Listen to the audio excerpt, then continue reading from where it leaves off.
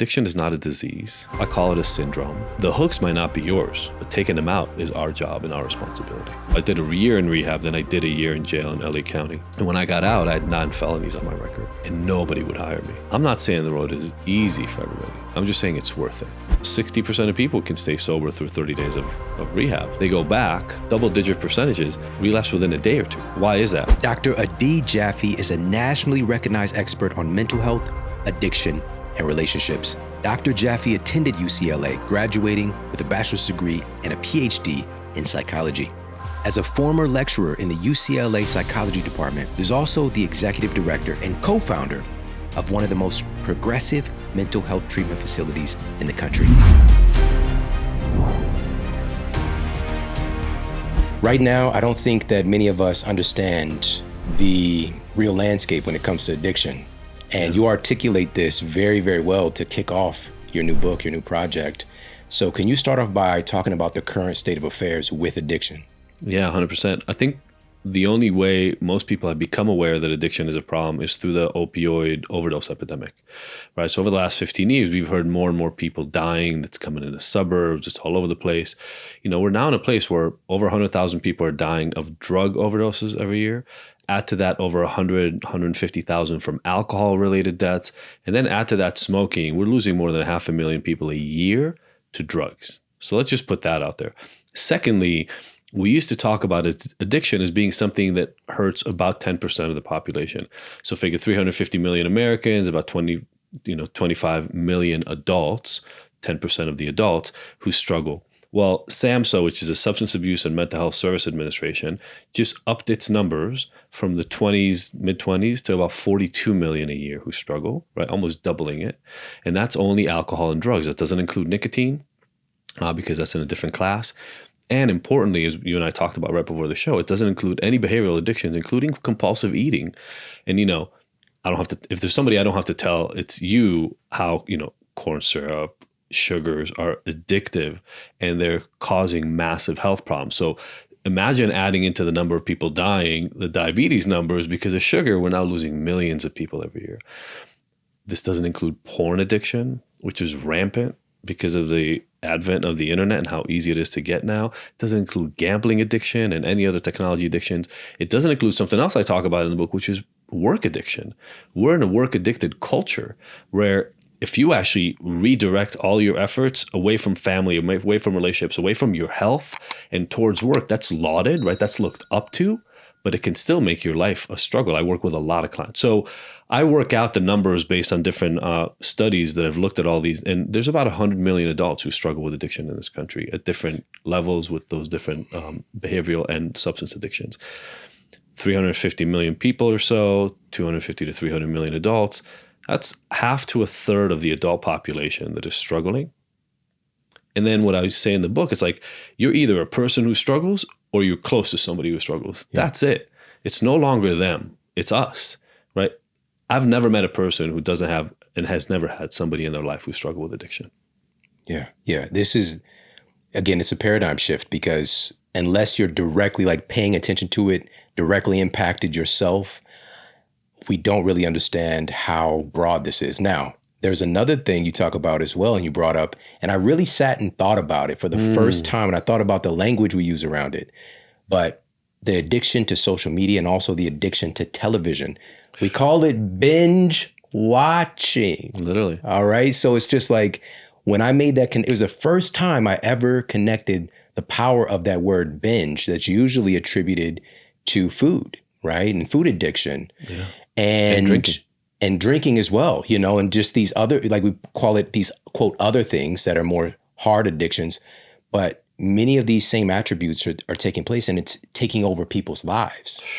How many people listening right now, either themselves or know somebody who escape into video games or escape into binge watching TV, right? They watch 3 or 4 hours of TV. I think the number last time I saw for an average young adult in this country, adolescent and young adult, is 8 hours of media consumption a day. Yeah. So you sleep 8 to 9 hours, right? Teens are sleeping a lot. 8 hours or so of watching and 8 hours of school. That's it. That's their day. Yeah. And that's crazy to think about, right? Everybody's watched Wall-E or whoever.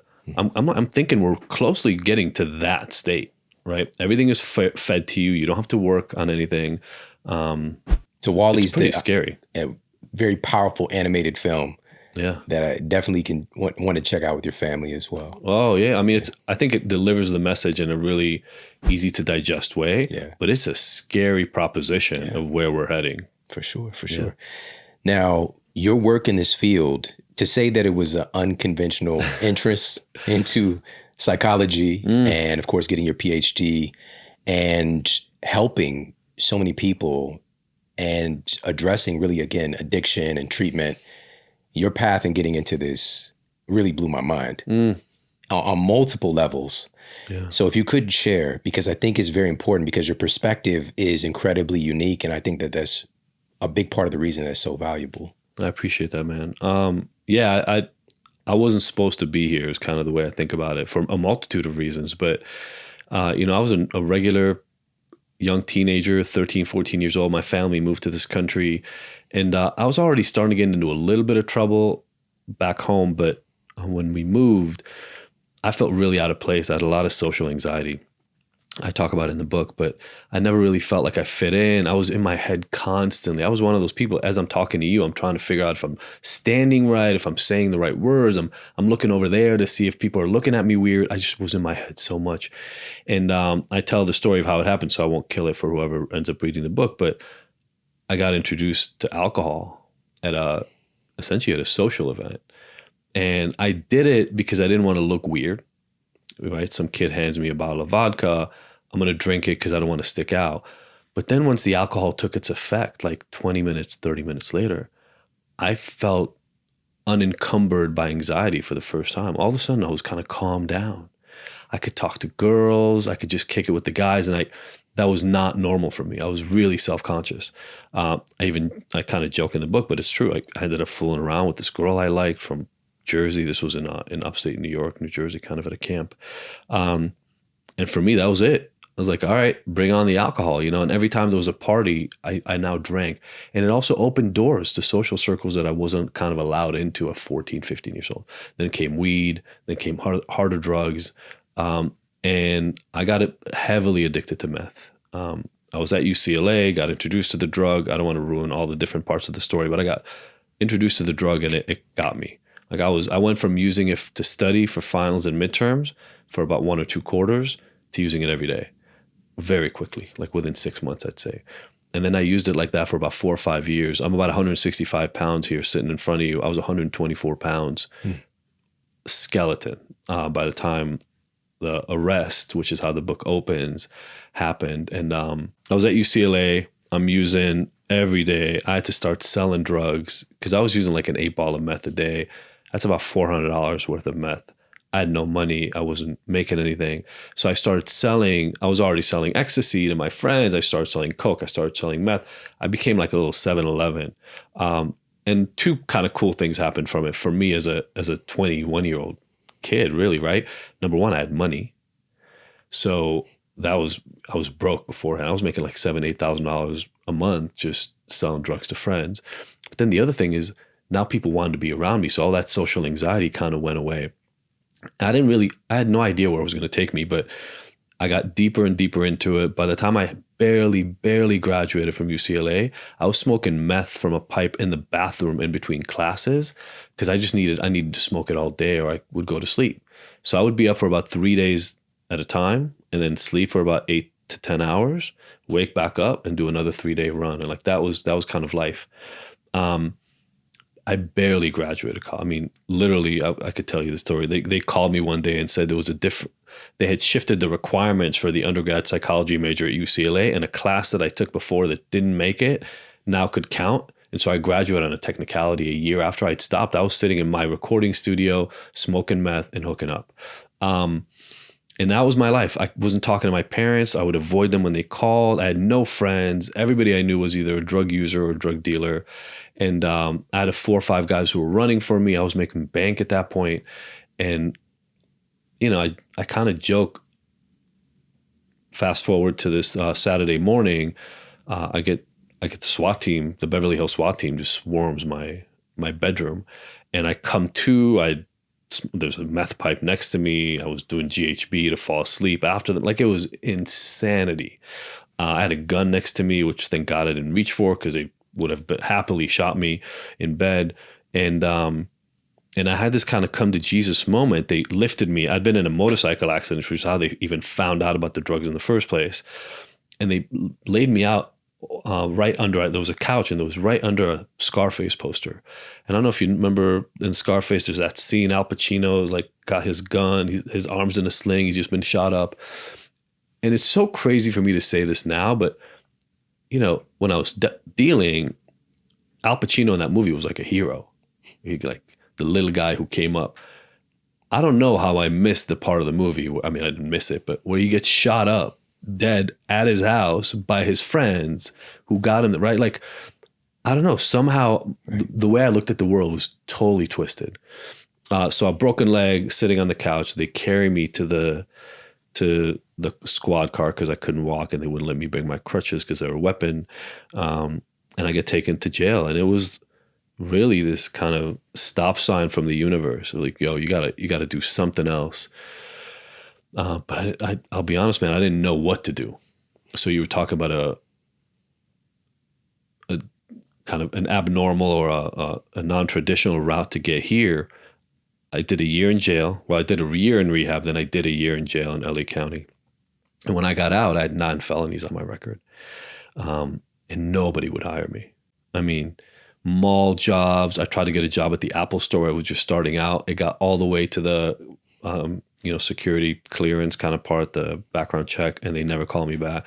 I almost got a job as a pizza delivery boy, and then they dropped me because of the background check. I couldn't get hired. And I went back to school because it was the only thing I had available to me. And because I was so motivated, we talked about it before, but it was like this back against the wall moment, like adjust or die. And I became a 4.0 student. I was a horrible student in undergrad and high school. And I just had to figure out how to be good at this. So I became a 4.0 student, got connected with a professor who did addiction research. And by the grace of whatever it is in the universe, he liked me and liked my work so much, he really went to bat for me to get me back into UCLA. And that was the beginning of the end. Yeah. Wow. Man. I got to circle back to one point. Yeah. Well, that's 30 points, but one that just jumps out right now is that poster Scarface and that connection that you felt, and really being, and this is part of our culture, is like you were attracted to the romantic part of it. Yeah. And we turn off the part of like the destruction and devastation that is attached to it, the inevitable outcome. Yeah. And that's part of, kind of what was coming to light for me, even reading your book, was how we compartmentalize things. Yeah. And especially when it comes to addiction, because if you could elaborate on this in your very, very prestigious education, by the way, we're talking about one of the top schools, if not the top school in psychology in the world, or especially in the United States in particular, but in a way being miseducated and kind of going through the changing tides of like, back in the day it was thought to be like mystical issues. Then it became like, let's attach you to different, mechanisms and try and shock therapy, to you being taught that your problem and everything that you went through was because of your genetics. Yeah. It was because you have a disease. So let's talk about that prevailing paradigm in your education versus where we are today. Yeah. I love this focus because one of the big points in the book overall is our perspective and our perception of what it is we're dealing with has a massive impact on the approach we take to fix it, the way we feel about the process, and the potential outcomes. So I'll just start even more broadly. When we're taught things in the world, unfortunately, as we're taught them at home and then in school, like for me at UCLA, and I'll get into that here in 1 second, we're taught the truth, right? Like you're sitting in a class and your teachers tell you how it is. Your parents teach you what life is like and how it is. Rarely does somebody say, look, this is my version of how life is. There are 5 million of these or 10 billion of them. I'm giving you mine. Take what you want. If something doesn't fit or doesn't feel right, let me introduce you to 50 other versions that I know of. Nobody says that. So you get to sit in these rooms, or you sit at home and you get taught the truth. And I talk about that a lot in the book. A lot of that is probably not true, period. And some of it may just not be true for you. So I'm sitting at UCLA, which absolutely was the number one, I think it might still be, but the number one psychology PhD program in the country. And it followed what I call the NIDA, National Institute on Drug Addiction, disease model. So there were abnormal psychology classes about the psychology of that. There were genetics classes about genetic predisposition and different genetic markers and SNPs that have been connected to differences in at least personality variables that are connected to addiction. Because there aren't a lot of genetic variants that are directly connected to addiction, but there are some directed to risk taking, and some directed to impulsivity, some that impact your risk aversion, how likely you are to do something risky, right? So there have been studies on that. You put all those together and you get to something like addiction. Well, that's not a surprise, because if you got somebody who's a little more impulsive and likes to do things a little bit more impulsively and they're willing to take risks, some of the risks they may take will be around drug use, like me with drug dealing, right? Most normal people who run out of money for drugs at the age of 21 may do less drugs. I said, hey, let me buy more drugs and sell them so I can get my drugs for free. That's risk taking, right? And then I spend another 6. So all those genetic markers were one thing. And then another huge piece that is part of the equation in addiction is the brain. Dopamine is a reward signal. It's a novelty seeking signal in the brain. That's another genetic marker too. And so they would focus on the dopamine response and what happens to the dopamine as for chronic cocaine users or chronic methamphetamine users or people who use cannabis a lot or drinkers. And they would say, look at the brain of a drinker and look at the brain of a regular, normal person. And the selling point was these people have brains that are different than quote unquote normals. Their genetics are different than quote unquote normal people. And they created this delineation. Here's what was missing from the equation. There's a lot missing. There was rarely a conversation about the influence of environment, culture. Rarely a conversation about trauma and the connection to addiction, even though about 60 to 70% of people who struggle with addiction have a massive history of trauma. Attachment theory, which was taught in another area in the same department in the developmental psychology, never came into the addiction conversation, as even though it's completely obvious that the way you relate to your parents and what your home environment was as a child will have something to do with whether you go to seek alcohol or drugs or anything else for comfort. None of those things were discussed. And what I learned when I left UCLA, thank God through other professionals, was that there were all these other schools of thought, not even one other school of thought, all these other school of thoughts. So what I talk about in the book is it's kind of like we're going through these stages. You mentioned the first one, right? 200, 300 years ago, all mental health, but also addiction, alcoholism, etc., were thought to be the demonic, evil spirit kind of taking over and occupying your body. And it was about exorcisms and going back to God, right? That was the answer. Then we found electricity and we found lobotomies and we found all this other stuff. Like, let me play around with your brain and do some almost like rubber, rabbit ear antennas on a TV. Like, let me just knock your brain around to see if that helps. We thought it helped. People won prizes for being really, really great at lobotomies and electroconvulsive shock therapy. Then we got talk therapy, which helped to some extent, right? People went back to your earlier years, but now we really separated the sick from the well. And I think we're now at the fourth stage, as I talk about in the book, where we're realizing there's this smorgasbord of knowledge we have about the human mind and the brain and genetics. And what I talk about in the book is addiction is not a disease. I call it a syndrome. Syndrome is just the same sort of symptoms that show up together, but they could have a totally different underpinning. And once we start understanding it, that we can draw from different tools. We're not looking for the same tools to fix a problem, because addiction is not one thing. I'm so grateful that you shared that, because the connotation with disease, that labeling, is that, and especially in our culture, unfortunately, is that this is something that I can't change. I have this thing, I am this thing, and there's nothing that I can do about it except try to manage it, right? And so this labeling but this applies to so many other chronic conditions, of course, as you know. Totally. And thank goodness. And right now, this time that we're all alive and experiencing this, so many of the revelations are coming out about this, whether it's dementia, whether it's diabetes, whether it's heart disease. This doesn't have to be your lot in life. And to come forward and to say this applies to addiction as well, to shift the paradigm, like this is a syndrome. There's this cluster of symptoms, but this is not all of who you are. As a matter of fact, there's so much more. And you shared already so many great insights, but a big part of this that is unfortunately was not shared with you in your university education was the role of all these other pieces that seem, as you're saying them, they seem so logical. Trauma, environment. Chances are, even if you have the risk-taking gene, if you're not in an environment that has meth around, you're probably not going to be addicted to meth. It's going to be environmental exposures and situations and circumstances and, mental health templates in the moment and peer pressure and all these other things. But just we easily label somebody as an addict. They just have a problem. That's why they did it. And I think we do that. And we talked a little bit about this before we got going, just to compartmentalize it for ourselves, make ourselves feel better, and to ignore the complexity and just to say that's what it is so that we can sleep at night. I think the us versus them component is big. I think we always want to feel like we're normal, although it's a joke I talk about in the book, right? What the heck is normal?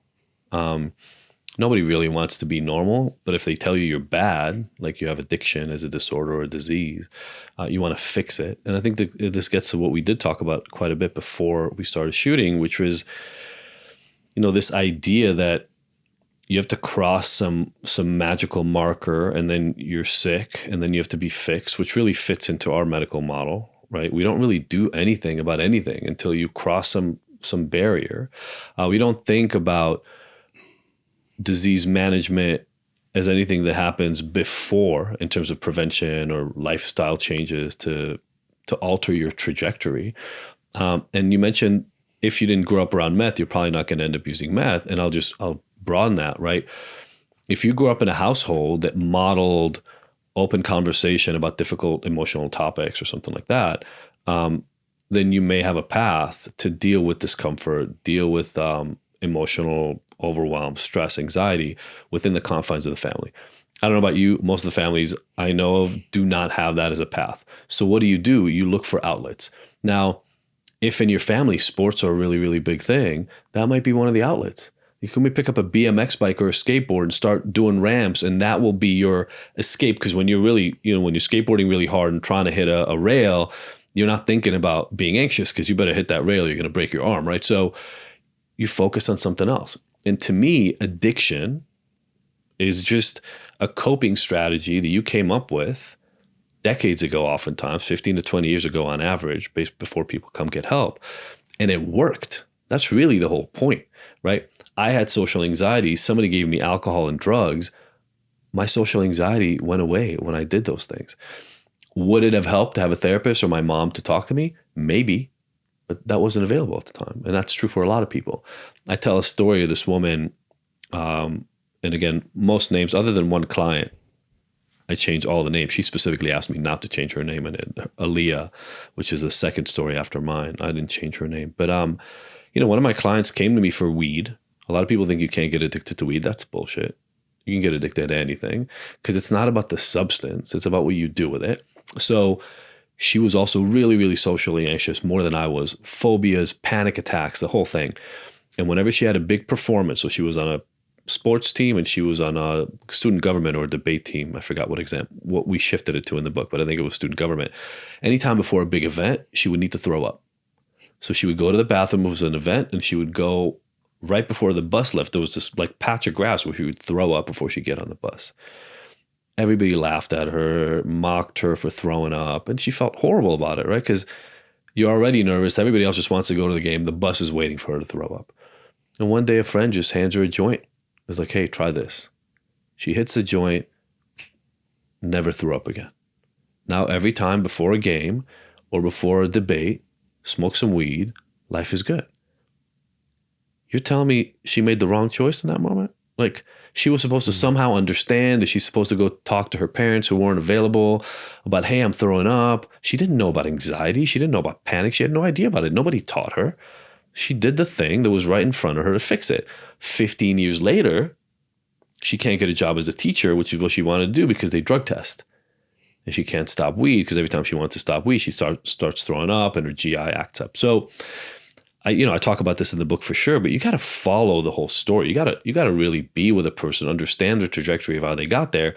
The reason the book is called Unhooked, the hooks are not the drugs. People say, I'm hooked on cocaine, I'm hooked on meth, I'm hooked on this video game. You're not hooked on the video game. You're hooked on the pain relief that the video game is giving you from some other hook that has its claws in you. We got to go back to that original hook and fix that. Yes, yes. As you were sharing your story, and you talked about that moment when you were with those other kids and the vodka bottle got passed to you, and the relief that you felt hooking up with the girl, like all these other things. And I was like, are these the hooks that he is talking about right here, getting played out right in front of us? Yeah. So social anxiety was a big one, but if we go in one level deeper than that, I always felt less than. I always felt like I wasn't cool enough or good enough. I always felt like I needed to step up my game, or I needed to be smarter or look better. Like I remember being 8 years old, standing in front of a mirror at home, telling the 8-year-old version of me in the mirror, you're not good looking enough to get by on your looks. So you're going to have to find something else to kind of make you special. I thought about that in my mid 30s. I'm like, what the hell? What even put that thought in the 8-year-old kid's head? You know what I'm saying? Because that's a pretty deep, heavy thought for an 8-year-old. Yeah. I think it was after my dad left. I think some things happened like socially in my circle that maybe I just didn't get into the cool group. I wasn't accepted the way I wanted to. But I started telling myself a story at 8 or 9 or 10 years old that I don't measure up. And that followed me forever. So the fear that I'm not good enough was definitely one of my hooks. And I would do anything I could to shut that thing down. One of the things that really jumped out to me in reading your book was how addiction goes multiple ways, right? It isn't just the addict and their problem. The addict requires this kind of codependency from the people who are perceiving them and interacting with them. And you even share that like blatantly, that this is a codependent phenomenon, being an addict. Let's talk a little bit more about that. Yeah, so I think the biggest example, because probably some people listening right now identify as somebody who was close to somebody who's addicted, and some people listening right now identify as somebody who is struggling or has struggled. So this is the cleanest thing that I could talk about. There's no way for somebody to get through 10, 15 years of problematic kind of behavior if there aren't other people that are helping to cover up. You know what I mean? So let's say you start drinking too much and you can't show up for work, or you start drinking too much and you cause a fight. The people around the person who's struggling with the addiction kind of cover for them and try to make things smooth, which is understandable. We're in a relationship, but it's an issue of boundaries. So that comes up, and that's number one. But what's interesting on the flip side is once these things keep getting bad and really bad, and somebody really needs to get help, or they end up with one of these back against the wall, you got to change kind of moments, an arrest, a fight, a physical altercation where they get hurt, a threat of divorce or leaving you in the relationship, something really, really negative happens, a DUI. Oftentimes what I end up finding are two things. Number one, a lot of the bridges have been burned and a lot of those relationships have left because the boundaries got so enmeshed and mangled that people had an easier time leaving than really setting hard lines. Number one. Number two, a lot of the people around the person who's struggling with addiction don't see and are not interested in getting any help themselves. So what happens, they'll say, yo, my son has a cocaine problem. Go fix him. Well, I start talking to the family, and it's pretty clear everybody has some problems. And what I talk about, I give this sponge example in the book, but this is why a lot of treatment doesn't work. Best case scenario, the family has resources or there's treatment available around, whatever, they send the kid to treatment. Well, the kid goes out of their environment, goes somewhere totally different, where there's no drugs, there's no alcohol, hopefully, therapy and treatment on a near daily basis. They're isolated, they're supported, and they stay sober, 60% of people can stay sober through 30 days of rehab. So it's not 100, but it's 60%. They go back, almost everybody relapses within 1 month. Some people, a substantial portion of people, like double-digit percentages, relapse within a day or two. Why is that? Because you take the person who's now gotten some support, some help, you put them right back in their old environment, right? Where are they going? They're going right back home. They're going right back to where the things were happening. Because we don't pay attention to the environmental influence, we don't pay attention to the relationship to the families, we bring this person, they go back. And what I write about in the book, and I think this is the section you talk about, is you got to watch out for the people around you who are not going through life changes themselves. They think they can keep going the way they're moving forward, and you will change and everything will get better and the world will look the way they want it to look. In reality, relationships are, if they're not 50-50, they're on average 50-50, right? We're contributing both to every relationship, both sides. And so what I tell people is, if you really want you in a relationship, you and your family, you and your work colleagues, if you want something to change there, it's not a single person situation, right? You got to change. The way I talk about it is you take a sponge, and the sponge learned how to behave over time. It learned how to do everything. You squeeze some of the dirty water out of it. Well, you better be careful where you put that sponge back. Because if you got a really clean sponge, you cleaned up your counter and it's all dirty now, you squeeze the water out on the counter and you drop the sponge right back in the water, it's just going to pick up the dirty water again. And so what we need to do is go do work with the family, with the wife, with the husband, with the kids, in order to get essentially kind of a new system in place that has real boundaries. It has, strong relationships are not a free-for-all. Right. Everybody protects themselves. Everybody stands for themselves and the relationship. It's a lot of work to maintain a strong, lifelong relationship. Yeah. Let's talk about your strategy for this and what you're sharing with everybody in Unhooked. Yeah. And talk about, I think it's really important. I know this applies to so much in life. Awareness is like the first domino oftentimes. Yeah. And so being aware of our hooks, like, let's talk about your process, the strategy that you're giving to everybody, because I think that just these insights alone can change the paradigm for so many families. Yeah, I hope so. And the number one thing, somebody asked me in an interview, what's the difference between what you're doing here and what's done in traditional recovery circuits? And I said, number one, you don't have to be ready to quit. You don't have to be ready to call yourself an alcoholic or an addict. I actually would rather you never use those words. You don't have to admit that you have to change everything right now. You just have to be aware that what's happening right now isn't good. The outcome, the current circumstances of your life are not the way you want them to be. And you have to have some motivation to change them. And if you can have that, like if you can say to yourself, hey, you know what happened last week, or the way I'm drinking, or what's happening for me with porn or with video games, or the way I'm eating pizza every night or ice cream every night, it's a problem. As long as you can just say that, I don't need you to commit to anything else. Because the system, the Unhooked method, as I call it here, has a few different components, but you talked about awareness. The first one is, let's understand what is actually happening. So I have this cycle that I run all my clients through. I do it in my own life. It's called explore, accept, transform. I call it my EAT cycle, right? Just like you have to eat good food, right? We're on a health program. You got to eat good food to build good basic building blocks for your body. You have to eat good things for your head, right? So how do we eat? We become curious and we explore. I tell people, I talked about one of my moments, right? The SWAT team arrest, but there have been others. 10 years after I quit meth, my wife almost left me. She was my girlfriend at the time, but she almost left me. Well, why is that? Something was broken at the time too. So what I tell people is, when something bad happens in your life, instead of going and changing it right away, pause and ask yourself the question, wait, what just didn't work? What broke down? Because most of us don't actually know what we're acting on. What we're trying to prevent is the discomfort. Just like me with those other kids in the camp, I was weird and uncomfortable. Somebody hands me a bottle of vodka. I drink because I don't want to be uncomfortable.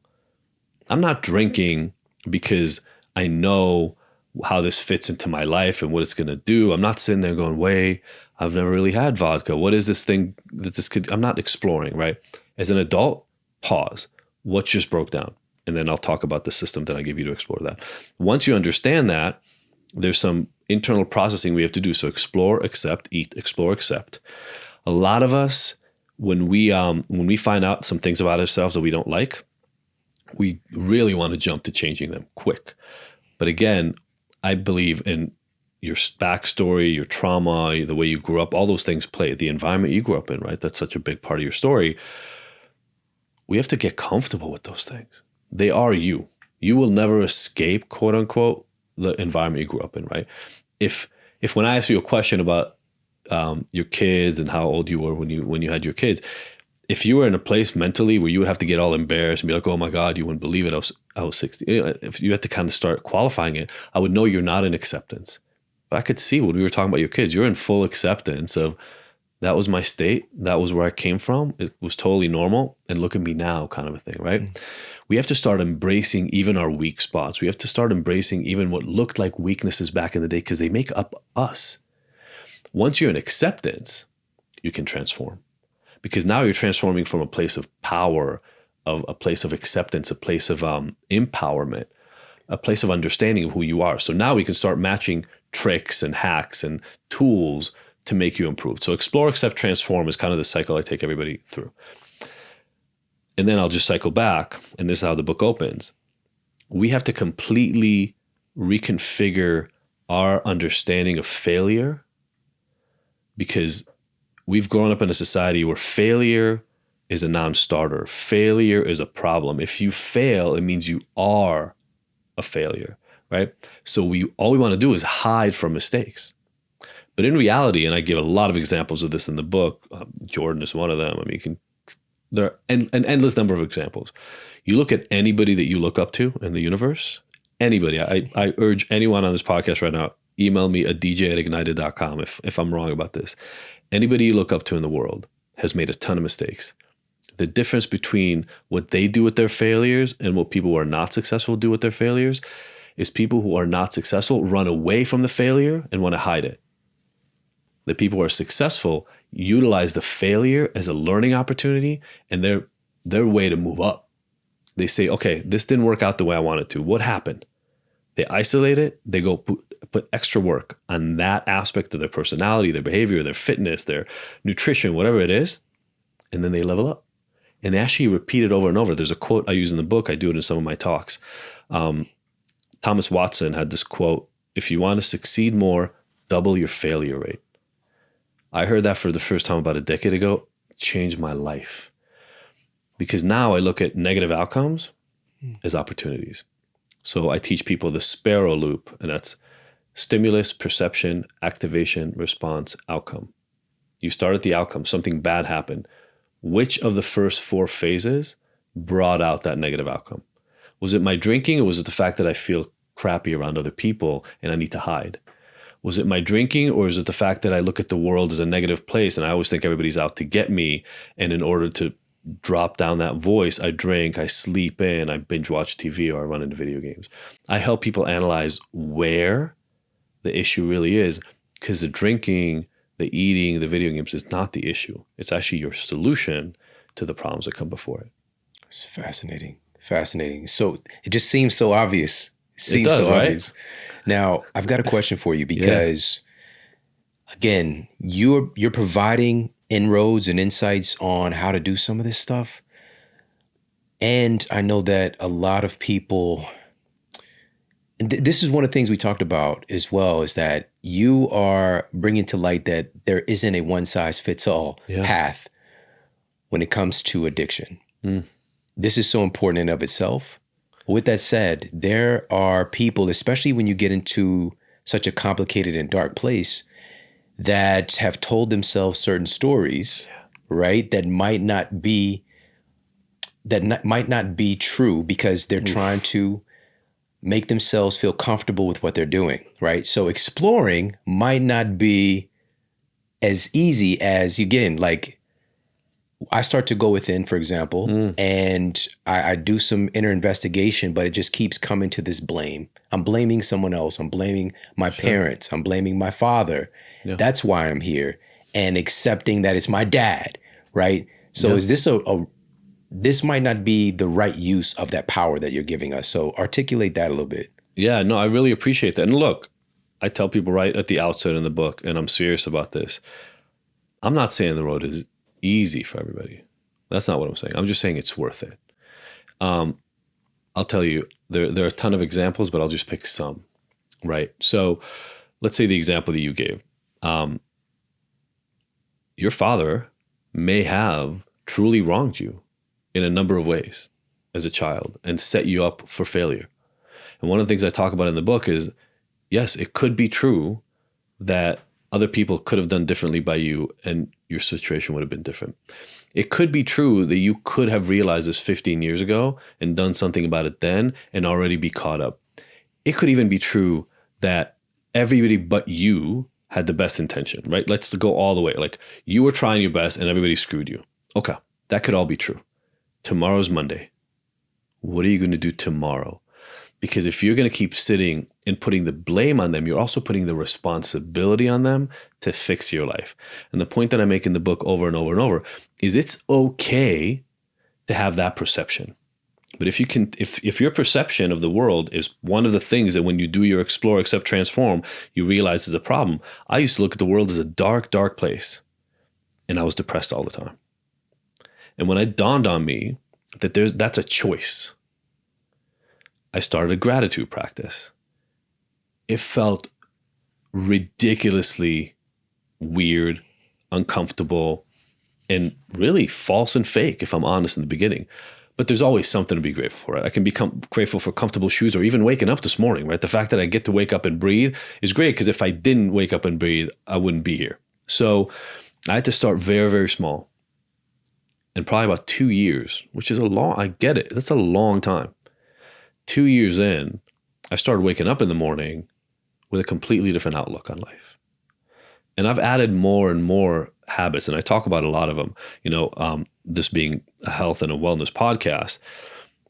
Like I said before, what you eat, what you put in your body and your mind determines the life that you will live, right? Now, we all lived at an earlier point in time where we didn't control what that was. You're a 4-year-old kid, you're a 7-year-old kid. Even if you had the knowledge, you can't come to your parents and say, this food is not good for me. I need you to buy these other completely different foods, right? Your parents control your life. I get it. I'm not blaming you for it. I'm just saying, let's turn it and bring all the responsibility inwards. Do you know the book, Extreme Ownership, Jocko Willink? Mm-hmm. That was another book that kind of changed things for me in the way that I worked with my clients, right? It's, yes, there are many unfair things in life, but I want my life and my family's life to be better today and tomorrow. And so it's not that you can't understand, point to, and really delve into how those people wronged you. But here's what I want people to do instead of just blaming. My father was cold. I'm actually literally talking from experience right now. My father was cold and unemotional. He was Scandinavian. He never learned to talk about feelings. His parents were a-holes to him. Like, success, success, success. Do. That's the only thing that mattered growing up. So he did the same thing to me. And he was gone all the time. Until I was 14, I essentially never saw my dad. He just worked all the time. Now, as an adult, I can look at it and say, okay, not having a role model of a father screwed me up. No doubt. Him caring about work more than about me and the family screwed me up. No doubt. Him not being able to show emotion really, I'm 48 years old. I'm still learning how to talk about feelings, for crying out loud, right? Like, it's not easy for me. I can trace it back. And it wasn't his fault. He had all the reasons in his own head why he believed that what he did was the right thing. And whether I like it or not, he did his best. So now my question is, okay, knowing that, and that I don't have a time machine. I can't go in the back. I can't change any of what happened. But I can change the way I look at it. And I can change what I do tomorrow. So it might not be easy, and it might not be your fault, but we don't live a life based on whose fault it is that we're here. I'm going to wake up tomorrow. I'm going to live a life based on the habits, the perspectives, and the beliefs and the actions that I take. So that's the message I make in the book. Like, the hooks might not be yours, but taking them out is our job and our responsibility. Yeah. One of the things that you mentioned really stood out for me with your father was him being there for you in the court situation, right? And I want you to talk about that. And also, this is so important. It's our ability to choose, right? And of course, when we're especially when things are not going our way, it's very difficult to know that we can change our perspective on the thing. But even with the faults of your father, there were certain things that you could attach to that were more liberating and empowering, and other qualities that you might have gotten from him. Yeah. It's just, again, what you choose to focus on. But what stood out for me in that story was you mentioned how potentially no one would care if you're going away for 7 years except your father, who was there at that moment. Yeah. No, I appreciate that you caught that in there. The rebuilding of the relationship with my dad was definitely a huge part of my upswing back out of that life. So here's how the classic story of what I would have told you about me and my dad and how my dad treated me, or what my dad was like to me when I was a kid before all that happened. And this is a true story. I came home from school, I had a 97 on a math test. And the first words out of my dad's mouth were, "Where were the 3 points that you missed?" Now, my entirety, up until like 28 years old, after I got out of jail, so maybe 27 because he was visiting me a lot in jail, up until that moment, what that story meant to me, my perspective, right? So stimulus, perception, activation, response, outcome. My perception, when I would think of my dad and that story would come up, my perception would be that nothing but perfect was good enough for my dad, and I couldn't be perfect, so I wasn't good enough for my dad. And that's why my dad was gone. That's why my dad didn't care about me. That's why my dad didn't show up. That was the story I told myself, right? I don't even know that story is wrong, because I never revisited that story with my dad, and he's now gone, so I'm never going to get that, right? My mom's version of that story, by the way, is that she told me where was the 97, like where was the other 3 points. And that's a joke, because my mom's math is horrible, so the last thing on earth that she would try to do is fix my math test. But whatever, that's her version of the story, because she needs it to feel comfortable. So that was how I would have told the story before. Now, because I'd fixed my relationship with my dad, and he came, man, that guy flew from New York every month to be at my court date. Then I went to jail for a year, and every month or every 2 weeks, my dad would show up to visit me, fly from New York and come out. My mom couldn't and didn't want to visit me in jail, and trust me, I understand that, right? Visited me, I'm going to cry probably just talking about it. Like every 2 weeks or every month, he was sitting there visiting me. The only other people that visited me were a couple of guys from rehab, right? So I'm in for a year, and I got like 4 visitors, a few of them a couple of times, and then my dad every month, like clockwork, right? And I was blowing up their phone, man. Like I remember their phone number. They had to switch and add another phone number by heart, because there are all these collect calls coming in, so I could just talk. So I spent all this time connecting with my dad. And my dad shared a lot of really intimate things in all these times. We were getting to reconnect again. So now I got to know my dad as a person. And I got to understand he was just doing the best he had, man. He was 24 when he had a kid, and he just did what he knew how to do, which was be a dad like his dad, right? He wasn't trying to harm me. He loved me. He just didn't know how to show love until I was really in need later on. So once I understood that, I look back at that story and I'm like, man, you know what? What if my dad was joking when he said that? Like, what if my dad was like, "Oh no, where'd you miss 3 points?" Yeah. But I was 6 or 8 or whatever, so I didn't know that that's what he meant. And I took it seriously. And then for 20 years, man, for 20 years, I carried around this story, right? And to me, again, I don't even know which of those 2 versions are correct. But here's my point that I make in the book, and I want everybody to just sit with. If I know that the version of the story where my dad was a perfectionist and nothing but perfect was good enough, and if I wasn't perfect, I wasn't good enough for him or for anybody else, if I know that that version makes me hate myself and my life, and I know that the version that, maybe he was just joking. He was like, damn, instead of saying, hey, congratulations, he was like, oh no, you missed 3 points.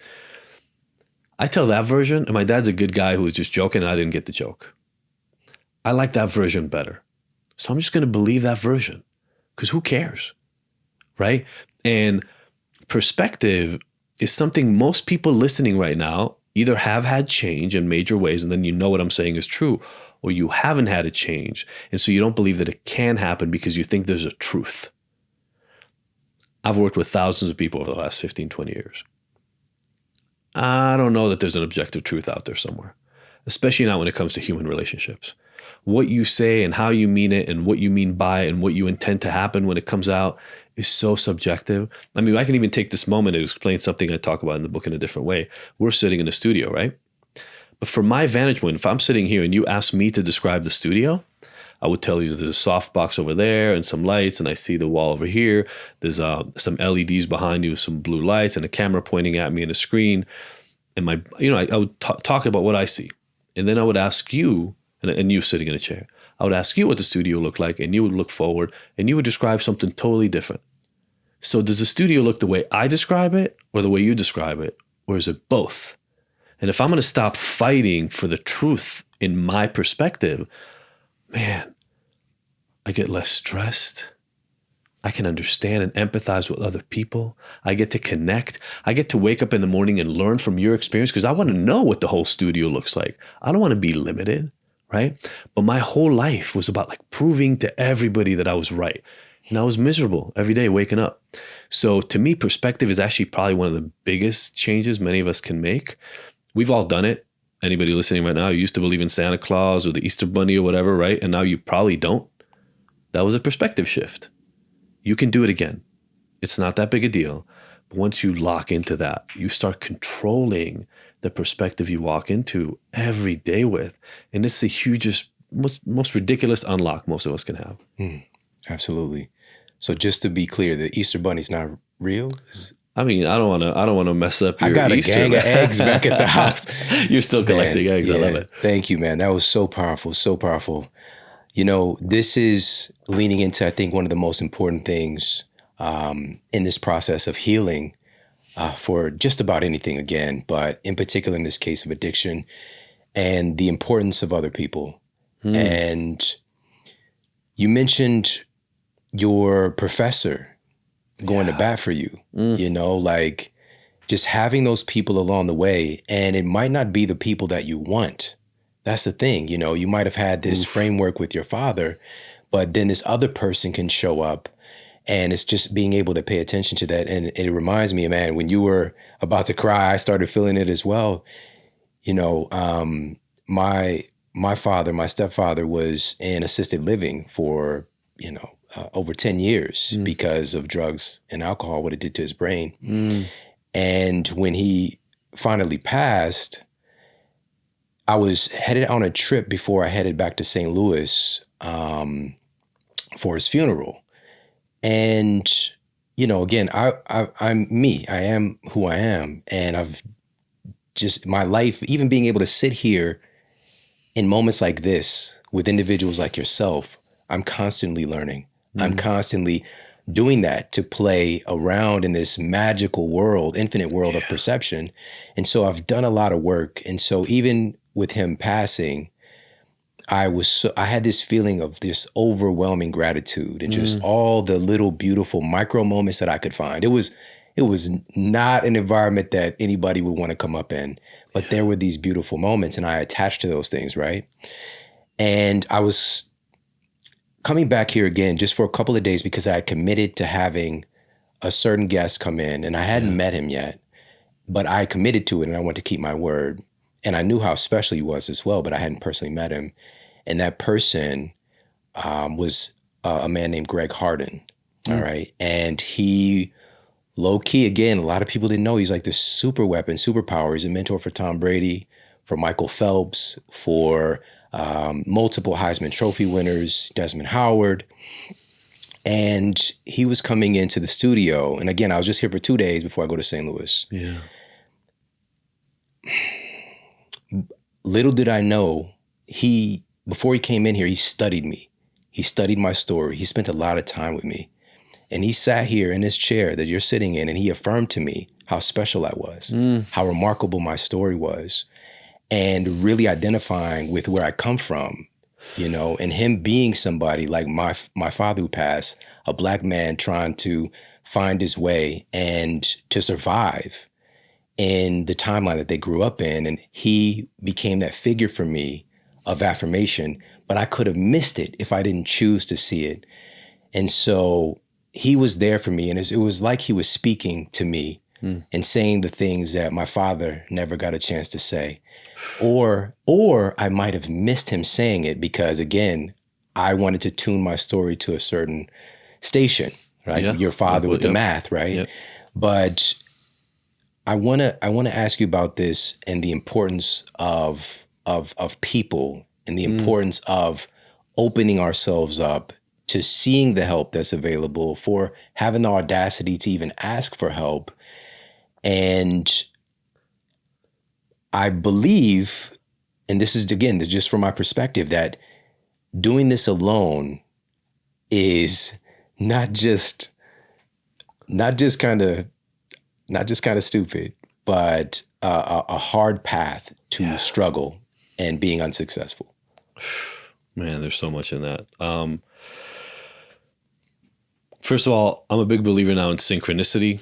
I used to call it serendipity, which, right, is this concept that just things come together at the right time for some bigger thing that we don't understand. I now think it's happening all the time. It's just what we decide to pay attention to. And so it's not a coincidence that Greg sat in this chair when you were going through that, right? Just like, it was the message you needed to hear, and he was the guy to deliver it. I mean, you're talking about the guy who, I would argue, made Tom Brady. Like, without Greg Harden, there is no Tom Brady. So I think that's a really, really cool example you just gave. And for everybody listening right now, it's happening to you in this moment. At every moment that you wake up, there's a synchronicity opportunity for you. And it's why we want to align our perception of the world to one of opportunity and abundance and hope, because you can come from the most dire situation. Now, let me be really clear. I come from a really privileged place, and I understand that, right? Like, when I went to jail, my parents could help hire a lawyer, even though all my money and everything got taken away when they seized all my stuff, right? I had that privilege. I get it. Part of my thing now is in paying forward the work is why to do the work for writing the book. It's why to have these appearances. Like, I just needed somebody to believe in me enough. I needed somebody to show me the message enough. And I was lucky and blessed to have a few of those people. And even my dad, who I completely had misunderstood in our relationship, came through when he would have had all the reason in the world to be like, you know what, you screwed up, man. Go pay your consequences. He could have said that and I would have understood him, but that's not at all what he did, right? And so we get to live the life we get to live because of the people and because of the environment that's around us. And part of what I'm saying, which I think really relates to what you're talking about, is the perception we have allows us to reach out to the people that will serve us towards one end, the more dark, more isolationist, more woe is me, more screw everybody else and blame everybody else, or more the self-efficacy. Look at how special you are. You can get anything done with the right motivation and the right habits and the right work. And somebody like a Greg sitting here in front of you while you're experiencing one of the biggest losses of your life, helping fine tune the way you look at that process is huge, because how you look at it is that's all that matters, right? You can have, we've all had this experience. We can both go to a restaurant or go to a concert or go to a party or go to work. Same time, same place, go through the same meetings and have a completely different perspective on what happened. Why is that? Because it's all here. And so for me, again, like going back to this concept of addiction, I say in the book, anybody can beat their addiction to anything. You just have to be willing to become somebody who's not addicted. And people listen to that and think I'm crazy. And what I say is, look, the way you live right now is producing the results. And that includes the people in your life. That includes your job. That includes the place you live in. Of course, it includes everything about your life. If you're willing to really objectively look at it and go, hey, then there's exercise in the book and all that kind of stuff. So I'll give like one of those examples right now. I make people do an exercise that is really, really hard for the vast majority of people who do it with me, but it's necessary. Make a list of all the relationships you have in every area of your life. Family, extended acquaintances and friends, work, school, whatever, right? You put them out. And then you rank them by extremely damaging to my well-being and health, slightly damaging, neutral, slightly helpful, or extremely helpful. Now you circle the column of extremely damaging and let those people go. I'm not saying forever, but for right now, you got to let those people go. Because if you're reading my book, you're struggling. And if you're struggling, you are not strong enough to carry whatever the hell is happening with those people on your back right now. And you can, but you better shape up. You got to do some exercise, right? There's an example of doing pull-up on a bar in the book. Like, you better be able to do a lot of pull-ups if you're going to put somebody on your back and try to do some too. So there are some tough decisions you got to make. One of those people might be your sister. It may be your father. It may be your mom. It may be your best friend who calls you up every Friday and is like, yo, I had a really, really tough week at work. Let's go blow one out. Okay. You can, again, it's a perception matter. Like, does that relationship matter than more than your life? If it does, then keep going. So there are a lot of tough decisions to make here. And I talk about, Greg might have ended up being one of yours, but I talk about everybody establishing a personal advisory board. Look around you at people you admire, at people you look up to, at people who live the kind of life you want to, and do the hard thing of reaching out there and being like, yo, I want what you have, but I don't know how to get it. Is it okay if I can learn from you? Now, some of those people might be celebrities. You might not be able to get to them, but they probably have podcasts. They probably have books. They probably have videos you can watch, right? We live in this world right now where information is not the problem. So this is back to that personal responsibility piece, and look at the decision you had to make to allow Greg to come into your life.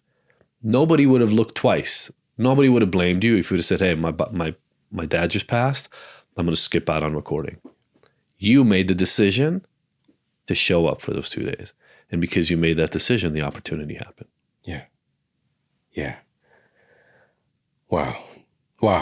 Man, this is so powerful and so important.